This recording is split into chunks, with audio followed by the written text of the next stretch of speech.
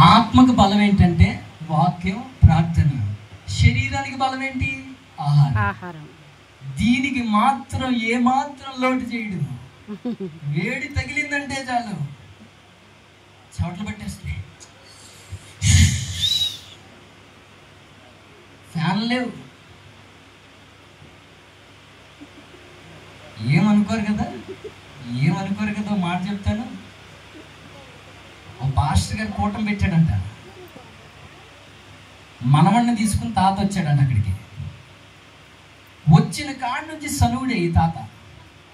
ఆ చర్చిలో బల్లలేసాడు. చిచి బల్లంతా దుమ్మే,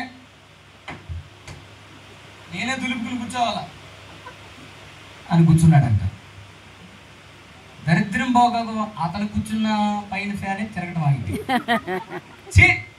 ఈ చర్చిలో ఫ్యాన్లు కూడా తిరగట్లేదు, చెమట పోతుంది. ఏందో సరే అని ఫ్యాన్లు కూడా వేయలేదు పాస్టర్ గారు అన్నాడంట. పాటలు పాడేవాళ్ళు లేచి పాటలు పాడేదంట. ఆ సంగీతం అది ఏంటి? సంగీతం అది ఎరా సందీప్, అది కొట్టడం, ఫ్యాన్ కొట్టడం, అది సంగీతం అని ఇసుక్కుంటున్నాడంట. వాడిని నేను సరదాగా అనుకుంటున్నాను, మీరు పొరపాటున అనుకో, మాకండి ఒకటండి. ఈ బ్యాచ్ అంత ఒకటి, ఆ రమ్ము కాడి నుంచి ఈ బ్యాచ్ అంత ఒకటి. మేము తిట్టుకుంటూ ఉంటాం వాక్యంలో, మీరేమనుకోకూడదు.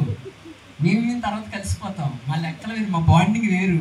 భార్య భర్త చూడండి, అరగంట ముందే చెంబు తీసుకుని ఆయన కొట్టిద్ది, గొప్ప వచ్చింది, ఆయన ఈయన కొడతాడు, ఇద్దరు ఏగరగనట్టు మేడ్ ఫర్ ఈచ్ అదర్ అన్నట్టు కలిసి ఉందాము సుఖము అంటా బయటకు వస్తారు. బయటోడికి ఎవడికి అర్థం కావట్లేదు. కవర్ చేయి, ఎట్ట తీయి చీర, ఎందుకు గొప్ప కనబడింది. వాళ్ళ కవరింగ్లు అల్లి మనకెందుకు, మా కవరింగ్లు మాయి. వాడిని అన్నానని మీరేమనుకో మాకండి. సంగీతం ఏంటనే అంటున్నాడు, ఇసుక్కున్నాడు. బాగానే ఉంది, కానుక పెట్టేది అయిపోయింది. ప్రసంగం మొదలు పెట్టాడు పాస్టర్ గారు. అబ్బే అంతంత మాత్రం ప్రసంగమే, ఏమి రాదు. అబ్రహాం గురించి రాదు, యాకోబు గురించి రాదు, సరిగ్గా చెప్పటమే రాలేదు దీనికి. అనవసరంగా వచ్చాను ఈ చర్చికని మనవడిని తీసుకుని వెళ్తున్నాడట. చర్చి దాటి బయటకు వచ్చినాక మనవాడు, తాత సరే అవుతావా అన్నాడు. వచ్చి రాగానే బల్లబోలేదన్న, దుమ్ము దులిపారు, ఫ్యాన్ తిరగట్లేదన్నా, చెమట పోతుందన్నా, పొయ్యి రోజులు బాగా పాడలేదన్నా, సంగీతం బాగాలేదన్నా, కరెంటు పోతే జనరేటర్ కూడా కొనుక్కోలేకపోయి పాస్టర్ గారు అన్నా. ఏంది ప్రసంగం కూడా అంతంత మాత్రమేనా, నువ్వు ఎంత కానికేసా, ఏందిరా ఎంత వేసేది, 25 పైసలు వేయలా, 25 పైసలు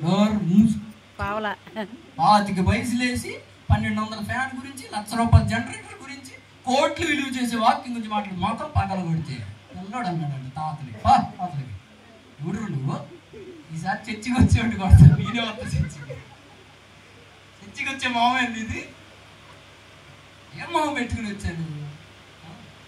అట్టుంటాయి ఒక్కొక్కరి. అన్నిటికీ సుఖం ఆలోచిస్తారా.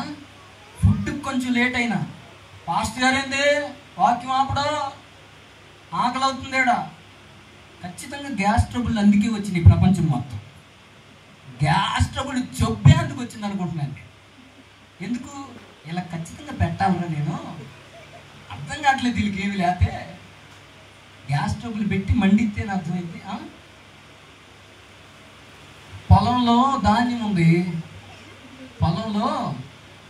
ఉంది, కుప్ప కొట్టావు, బస్తాలకు పట్టలేదు, మేఘాలు కమ్మినియి, ఖచ్చితంగా మధ్యాహ్నం 1:30 అయింది, అన్నం నకనకలాడుతుంది. అన్నం తినిపోతామంటావా, పరిగెత్తుకుంటాడు పోతావా? అన్నం తినిపోతావా, పరిగెత్తుకుంటూ అక్కడికి పోతావా? పరిగెత్తుకుంటూ పోతాడు. లబోది బొమ్మని పరిగెత్తుకుంటూ అక్కడికి పోతావు. ఎందుకు? లేకపోతే ఈ సంవత్సరం మొత్తం నడిచేది ఉండిద్దో. ఈ భూమి మీద ఉన్న సర్వస్వము కంటే నా దేవుడు విలువైన వాడు, ఘనమైన వాడు, నా దేవుడు సర్వాధికారి అయిన దేవుడు. ఆయనకి నువ్వు ఇచ్చే విలువ ఎంత, ఆసక్తి ఎంత? నీ ఆత్మకు బలం పెట్టాలా? వారానికి ఒకసారి ముక్కలేంది ముద్ద దిగదంటావు. ముక్కలాంటి విషయాలు అందిస్తుంటే వాక్యాన్ని ఎందుకు లోపలేసుకో? ఏమున్నాయి శేఖర్ బాబు చెప్పి ఏ కోటాలు పెట్టారు కాబట్టి చెప్పాలి కాబట్టి చెబుతారు, కొట్టాలి కాబట్టి కొడతాడు, పాడాలి కాబట్టి పాడతాడు, కొట్టాలి కాబట్టి కొట్టాలి, పాడాలి కాబట్టి పాట పాడాలి కాదు, దేవుడు అన్నాడు కాబట్టి పెట్టాం, దీవించమన్నాడు కాబట్టి దీవిస్తాం. దీవించమని ఆయన సెలవిచ్చాను, మేము దీవిస్తున్నాం, మీరు నిత్యముగా దీవించబడిన వారు. ఆమేన్. 3 సార్లు గట్టిగా ఆమేన్ చెప్పుకో. ఆమేన్ ఆమేన్ ఆమేన్ ఆమేన్. దీవించబడతాం. ఎంతమందికి అర్థమైంది? ఆత్మ వర్ధిల్లుతుందా, శరీరం వర్ధిల్లుతుందా? ఎప్పుడు చూడు వారానికి కాట ఎక్కితే కేజీ పెరుగుతుంటాడు, 2 కేజీలు పెరుగుతుంటాయి. ప్రభువుకు మహిమ. ఏమనుకోమాకండి, వెళ్ళేటప్పుడు నా దగ్గర కాటా ఉంది. ఏం కాట? డాక్టర్లు జబ్బు వచ్చినప్పుడు ఎక్కి నుంచోమ్మా, ఊపిరి తీసుకో, ఎంత వచ్చిందో చూడప్ప, 52 రాసుకో అంటారు కదా. రౌండ్ చక్రం లాగా ఉంటుంది, పిల్లల్ని కూర్చోబెడతారు. అది ఉంది మా దగ్గర. కింట వరకు దిగిలేదు. చూసుకోవాలంటే చూసుకో, ఈ వారం పెట్టి చూసుకో, వచ్చే వారం వచ్చి చూసుకో, కేజీ పెరగకపోతాడు. నువ్వు అన్ని శ్రమలు అంటుంటివి, ఇబ్బంది అంటుంటివి, తిట్టం ఆపుకుంటుంటివి. ఏంది నీ బాధ నాకు అర్థం కాదు. చర్చికి వచ్చేటప్పుడు మాత్రం పాస్టర్ గారు ప్రార్థన చేయండి, ఇంటికి పోయినా కుంభాలు ఏం దిగులు లేదు, బయటికి మాత్రం దిగులు. ఈ ప్రార్థన చేస్తాడు చేయడం మొత్తం పాస్టర్ గారు మొత్తం మీద మనం కొంచెం దిగులుగా పెడితే తలకైనా దీవించి పంపిస్తాడు. ఏం చేస్తాం ఇలాంటి వాళ్ళు? లెటర్ బాక్స్ చేస్తాం. కాటా ఉంది చూసుకోండి కావాలండి. శరీరం బాగానే అభివృద్ధి చెందిద్ది. ఈ నెలకు పట్టిన చొక్కా వచ్చే నెలకు చొక్కా పట్టట్లా, 400 వేస్ట్ గుట్టుకుంది. నా చొక్కాలు చూడండి, 2017 కొట్టించి ఇప్పుడు వేసుకున్నా కానీ ఇంతే ఉంటుంది. 2017 ఉంది నా దగ్గర చొక్కా గుట్టించింది. సాయంత్రం ఎంత కావాలని చూసుకో, దానికి కూడా ఇంకా లూజ్ మిగిలిద్ది. లూజ్ మిగిలిద్ది ఎందుకంటే నేను అట్ట ఇట్ట అట్ట ఇట్ట అట్ట ఇట్ట ఒకటే స్ట్రక్చర్ ఉండిద్ది నాది. ఎందుకు? అన్నం మిగిలిస్తున్నారు పాస్టర్ గారు. కొంత సమయం అమావాస్యలాగా ఉంటుంది నాకు, కొంచెం పౌర్ణంలాగా ఉంటుంది.